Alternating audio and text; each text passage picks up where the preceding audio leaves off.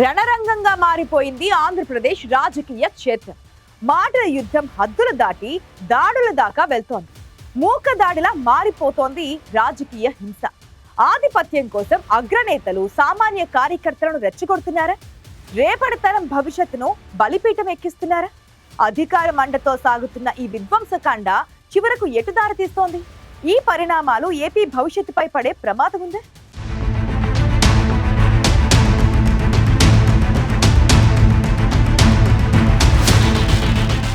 ఆంధ్రప్రదేశ్ రాష్ట్రంలో అధికారం మారిన ప్రతిసారి ప్రతిపక్ష నేతల ఇళ్లు, కార్యాలయాలు లక్ష్యంగా దాడులు జరగడం ఇప్పుడు ఆనవాయితీగా మారింది. గతంలో ఎన్నడూ లేని విధంగా ప్రతిపక్ష నేతల నివాసాల మీదకు గుంపుగా వెళ్లడం, పెట్రోల్ బాంబులు విసరడం, ఆస్తులను తగలబెట్టడం వంటి ఘటనలు ప్రజాస్వామ్య వ్యవస్థను అపహాస్యం చేస్తున్నాయి.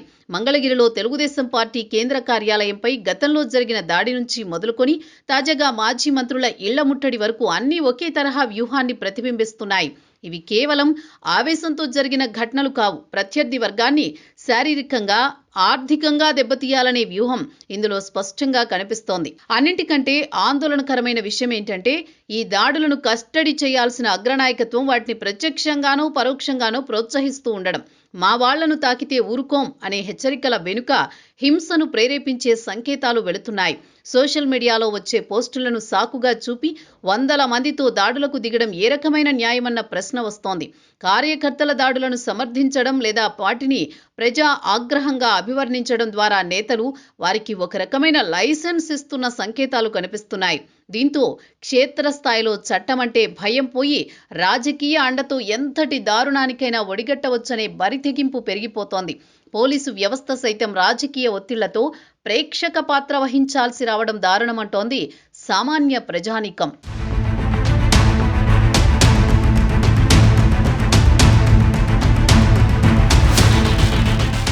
ఏపీ రాజకీయాల్లో పల్నాడు ఫ్యాక్షన్ సంస్కృతి ఇప్పుడు రాష్ట్రమంతా పాకుతోంది. గత 5 ఏళ్లలో టీడీపీ కార్యకర్తలు, నేతలపై జరిగిన దాడులు ఇప్పుడు ప్రభుత్వం మారాక రివర్స్ అవుతున్నాయనే వాదనలు వినిపిస్తున్నాయి. అంబటి రాంబాబు, జోగి రమేష్ వంటి నేతల ఇళ్ల ముట్టడి ఘటనలతో రివెంజ్ సీన్ కనిపిస్తోంది. గతంలో వైసీపీ శ్రేణులు చంద్రబాబు నివాసంపైకి వెళ్లడం, ఇప్పుడు దానికి ప్రతీకారంగా టీడీపీ శ్రేణులు స్పందించడంతో ఈ రివెంజ్ సర్కిల్ రాజకీయాల్లో భాగమైపోయేలా ఉంది. ఒక పార్టీ అధికారంలో ఉన్నప్పుడు వ్యవస్థలను వాడుకుని ప్రత్యర్థులను వేధించడం, మరో పార్టీ వచ్చాక అంతకు మించి ప్రతీకారానికి దిగడంతో సామాన్యులు, ప్రజలు భయాందోళనలకు గురవుతున్నారు. రాజకీయ నేతలు ఇళ్లను తగలబెట్టడం వంటి చర్యలు కేవలం ఒక వ్యక్తిపై జరిగిన దాడి కాదు, ఇది రాష్ట్ర శాంతి భద్రతలపై దాడిగానే చూడాల్సి ఉంటుందన్న వాదన కూడా వినిపిస్తోంది. విభజన గాయాలతో కూనారెల్లుతున్న ఆంధ్రప్రదేశ్కు ఇప్పుడు కావలసింది ఐటీ కంపెనీలు, భారీ పరిశ్రమలు. కానీ నిత్యం గొడవలు, బాంబు దాడులు, కార్యాలయాల దహనాలతో వార్తల్లో నిలిచే రాష్ట్రానికి రావాలంటే పెట్టుబడిదారులు భయపడుతున్నారు.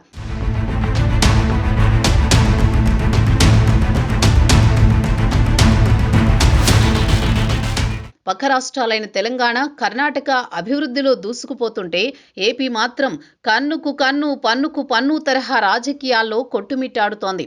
ఈ సంస్కృతి ఇలాగే కొనసాగితే యువతకు ఉపాధి దొరకని పరిస్థితి ఏర్పడుతుందని ఆందోళన వ్యక్తమవుతోంది. పోలీసు యంత్రాంగాన్ని నిష్పక్షపాతంగా పని చేయలేనప్పుడు వ్యవస్థలు నిర్వీర్యమై అరాచకం రాజ్యమేలుతుంది. ఒక వర్గంపై దాడి జరిగినప్పుడు చట్టం తన పని తాను చేయాలి, కానీ అది రాజకీయ రంగు పులుముకోకూడదు. రాజకీయ కక్షల కోసం సామాన్య కార్యకర్తలను పావులుగా వాడుకుంటున్న నేతలు జైలు పాలవుతున్నది కార్యకర్తలే అన్న నిజాన్ని విస్మరిస్తున్నారు. ప్రజల తీర్పు ఎప్పుడూ ఒకేలా ఉండదు. నిన్న ఒక పార్టీ అధికారంలో ఉంటే నేడు మరో పార్టీ ఉండొచ్చు.